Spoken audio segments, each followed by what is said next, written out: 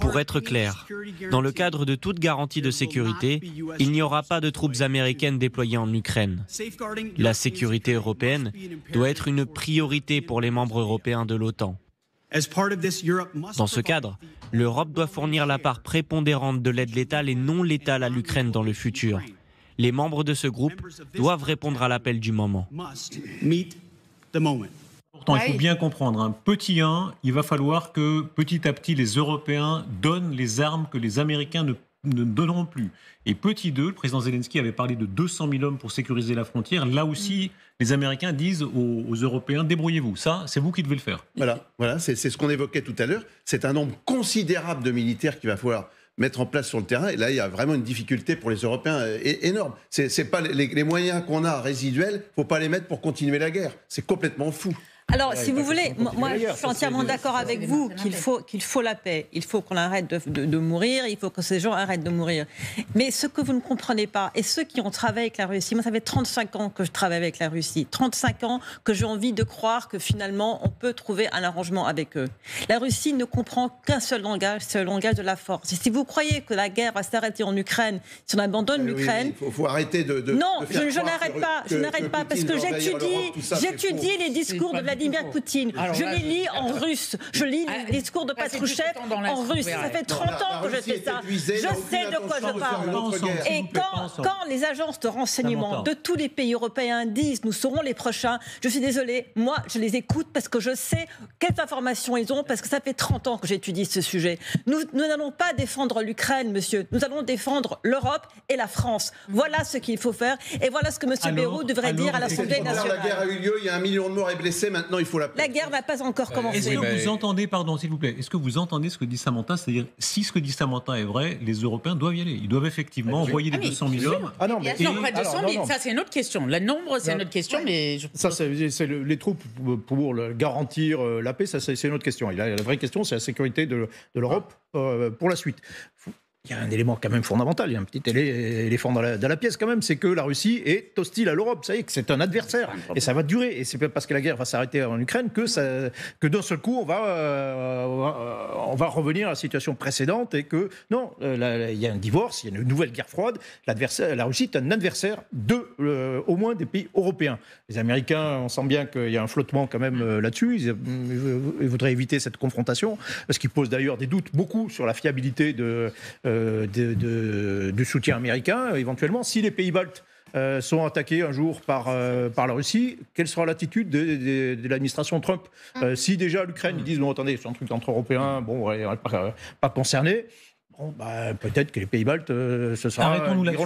Ce que chose. vient dire Peter Exet là, est-ce que c'est en réalité, petit à petit, débrouillez-vous les Européens? C'est votre continent, c'est à vous d'assurer tout. Pas petit à petit, c'est l'égoïsme américain, et là je rejoins.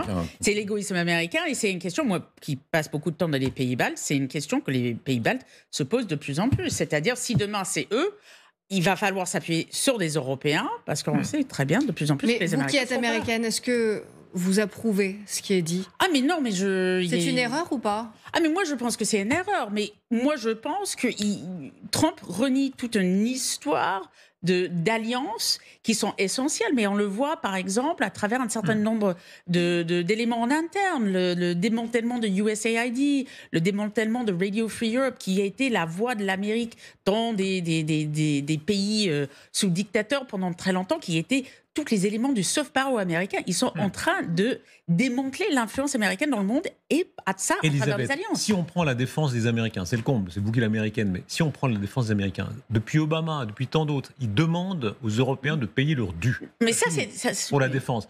Si on ne paye pas son assureur, si on contracte une assurance et que pendant des années, des décennies, on ne paye pas son assureur, l'assurance, elle saute. L'assureur ne va pas vous dire « Bon, ben quand même, un peu pour une raison de valeur, je vais quand même continuer à vous assurer. » C'est fini. Est-ce qu'on est à ce moment-là où les Américains disent avec raison « Désolé, mais on n'a pas de raison d'assurer votre sécurité si vous ne payez pas votre dû ». Non, alors la question de payer le dû, je l'entends. De toute façon, il y a certains pays qui ont besoin d'investir plus. Et je pense de toute façon que même pour nous, Européens, il faut investir plus. Oui, cependant, il faut. Et ça fait 20 ans qu'on dit il faut. Ils sont à 3,5%. Il y a des... non, c'est la France.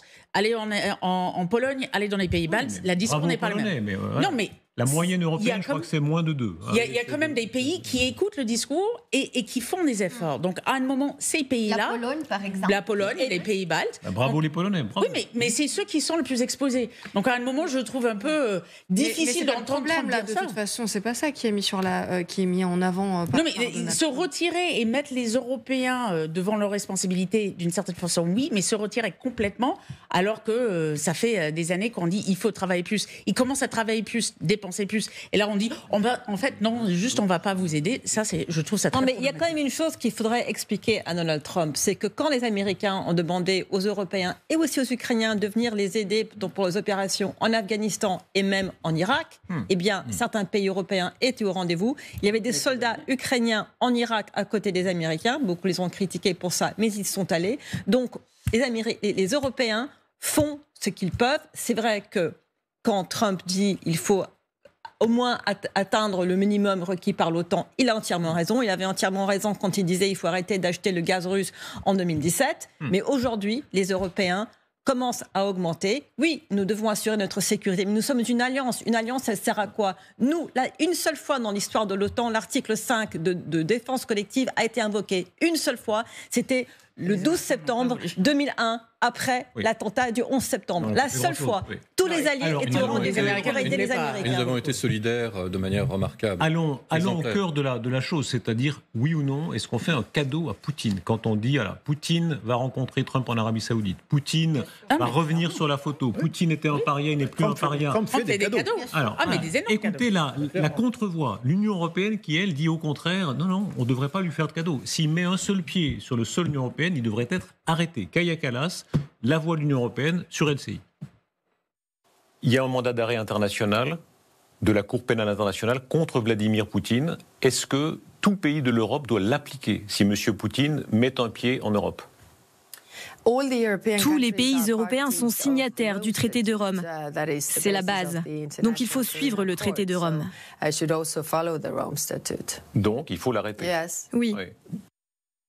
Voilà, vraiment le principe, est-ce que oui ou non c'est une erreur fatale de discuter avec Poutine? Comme le dit, on ne devrait pas négocier, on devrait l'arrêter. C'est ce que disent tant de gens, Gilles Chevalier, je voyais qu'il disait toujours ça, Nicolas Tenzer, enfin tous les défenseurs de la liberté. Juste pour rappel, les Américains n'ont jamais signé le statut de Rome, que les États-Unis, et là pour le coup c'est ni de droite ni de gauche, ne sont pas forcément favorables à la CPI. C'est pour ça qu'il a reçu Benjamin Netanyahou. Donc ils n'arrêteront personne, et donc c'est clairement pas sur les Américains. Mais votre conviction intime, c'est là on est à un moment où on va négocier avec Poutine. Est-ce que c'est bien ou pas bien, en gros? Et puis au-delà de Poutine, il y a tous les soldats russes qui ont commis quand même des crimes de guerre au cours de ces 3 dernières années. La déclaration de Trump, elle passe l'éponge quand même, là, en quelques mots, elle passe l'éponge quand même sur 3 années de crimes de guerre, d'atrocités. On a l'impression, on n'entend pas parler de réparation, on n'entend pas parler de poursuite des criminels de guerre. Est-ce que ça va rentrer ou non, en fait, dans les négociations, dans le panier des négociations? Apparemment pas. Franchement, est-ce que Poutine vit ses meilleures heures? Imaginez ce soir Poutine. Le monde entier résonne du fait que Donald Trump va le recevoir. Voilà. Quelle revanche pour lui? Quelle revanche? Quel triomphe! Depuis le début de la guerre, il ne fallait pas parler à Poutine, et on se rappelle bien que même le président Macron essayait de parler avec lui. Scholz récemment aussi, il a passé un coup de fil, on ne sait pas pour quelle raison. Donc bien sûr, nous faisons toujours les cadeaux à ce dictateur qui... Et j'ai l'impression, vous savez, on parle de l'expérience, de l'histoire, de compétences, mais j'ai l'impression que nous sommes en face des gens qui ont une mémoire d'un poisson rouge, parce qu'ils ont oublié que Poutine n'a jamais respecté aucun accord. Donc, de quel accord de paix ou de quel accord arrêt de la guerre on parle à quelqu'un qui vous a toujours craché sur la gueule? Comment vous voulez qu'il respecte cette fois? Pourquoi il doit changer ses habitudes? Donc, aujourd'hui, ceux qui parlent avec lui, ça veut dire qu'il manque aussi quelque part les connexions neuronales.